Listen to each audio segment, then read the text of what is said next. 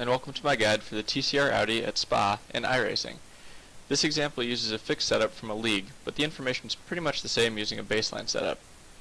This lap's in the 235s, which is a few seconds off record pace, but should be plenty competitive. Some general comments before we get started. The TCR Audi RS3 LMS tends to understeer a little on power if you're gentle. If you're not gentle with the throttle, it'll understeer a lot. The car rotates decently well on brakes, and with sharp throttle lifts. It'll be rough on cold tires for about one lap, and you'll have to take care of the fronts to make them last longer than 20 minutes or so. Spa tends to reward smooth inputs as it's very fast and flowy.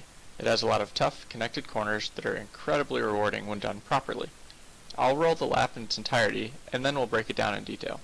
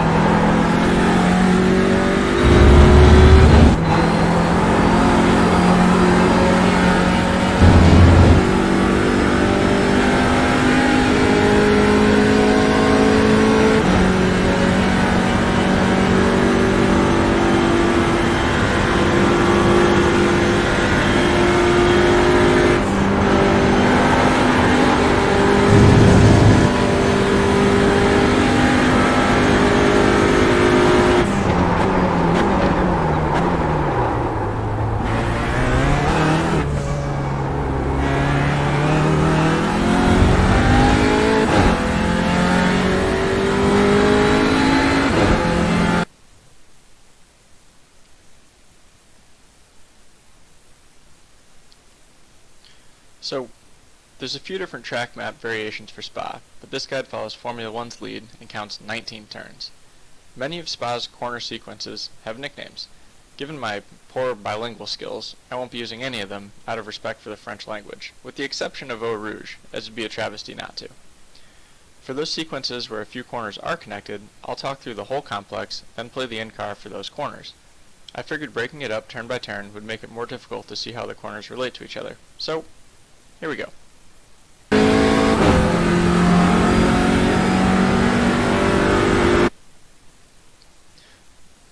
The first corner starts with hard braking as you pass the 100 sign on the left, lining yourself up for a slightly late apex, which is as tight to the wall as possible.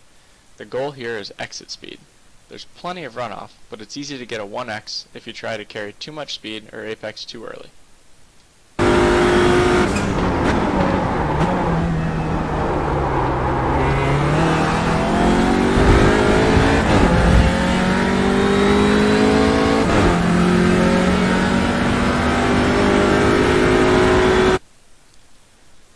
Get the car track right as we approach the infamous Eau Rouge.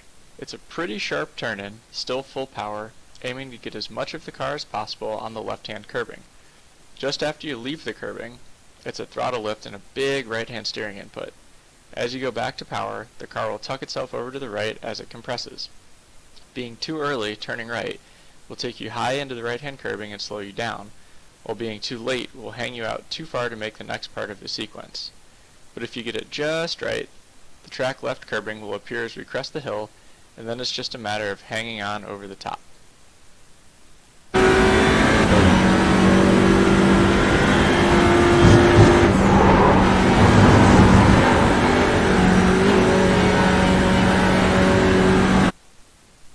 Sidebar. The behavior of the car is so heavily influenced by the loading that I come closer to feeling the G-forces here than any other corner sequence in iRacing. I'm sure it's an absolute thrill in real life. Anyway, the reason Eau Rouge is so important is the massively long straightaway that follows. Your exit speed will help you or hurt you for a long time. Oh, and don't mind the GT3 R8 also taking advantage of this lengthy straightaway to get by in this practice session.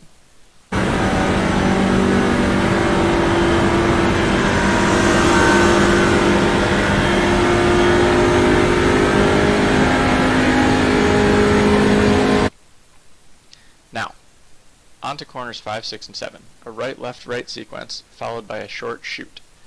Prioritizing exit speed out of 7 dictates the approach to 5 and 6. The braking point's right about at the front end of the curbing, which also aligns with the 100 marker. Trail brake in, and use up all of the curbing with a late apex to get ahead for 6. A lift rotates the car, and it's another late apex and only about a half track out, so we can get left to set up 7. Again, a lift rotates the car, and we can use a ton of inside curbing.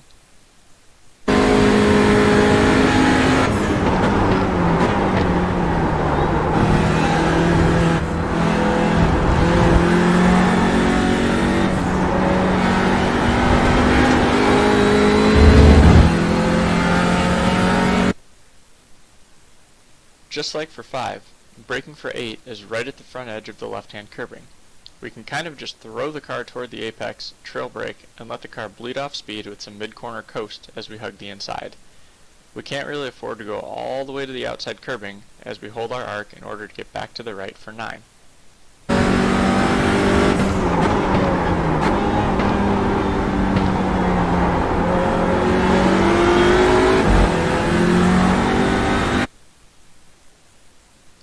As soon as we get to the right, it's a stab of the brakes to slow and rotate the car, and a progressive throttle application across the inside curbing.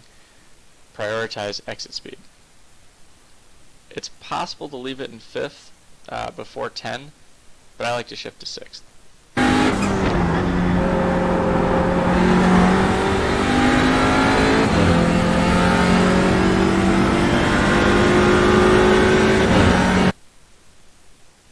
So, 10 and 11 are super tricky.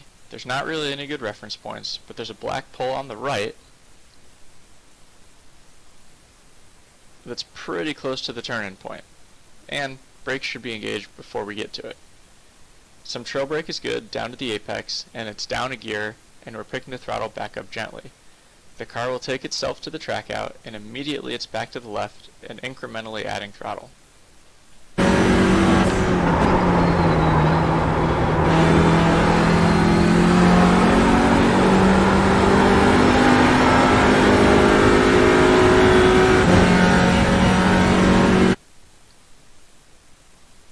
This is another spot where I shift to 6th, but you can leave it in 5th if you like. Braking for 12 is about at the bridge. Trail brake and get the car to the inside curbing. Sacrifice the corner exit in order to set up 13 with just a lift and a roll on the throttle.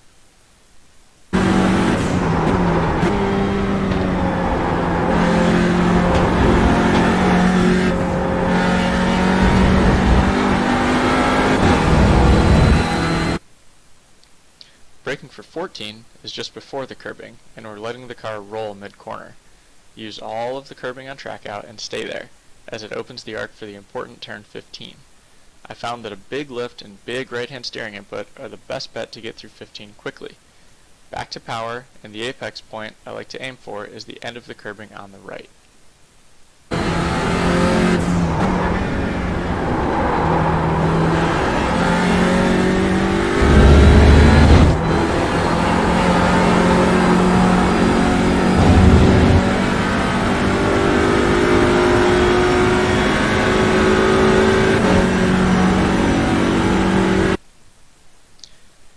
16 is easy flat. Just make sure you get all the way right and square it up for 17.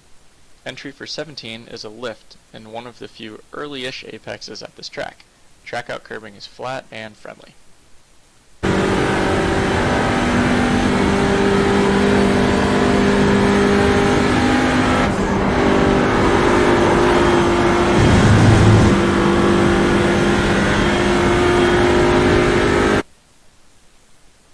The final chicane is very slow and rather difficult. I found that a decent braking reference point is where the first portion of track discoloration starts to fade. I know, it's not very solid, but I found it to be pretty accurate and more repeatable than anything else. Entry is hard on the brakes and down to third. A late apex allows for a little blast of throttle between the two corners, and then it's a lift and back to the left. It's very easy to apex too early or carry too much speed and blow a great lap with a 1x just a few feet from the finish line.